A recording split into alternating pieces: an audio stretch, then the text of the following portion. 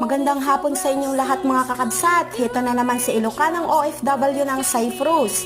Ito mga kabsat, mayroon na naman, available na naman ang ating alamang fresh from Pilipinas. Ayan mga kabsat, niluto ko. Mas marami yata yung karne kaysa yung ano niya, taba-taba kasi yung pinang-ano ko. Tapos may mga laman din naman. Okay? Yan lang mga kakabsat. O, available ito sa linggo. Kaya bumili na kayo. Mag-order na kayo mga kakabsat.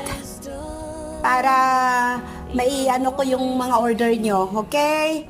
Ano lang siguro ito, mga 15 lang siguro ito na tasa na maganito, kalalaki.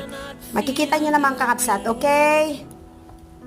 Yan lang, ayan na. Luto na ang ating ginisang alamang. Okay?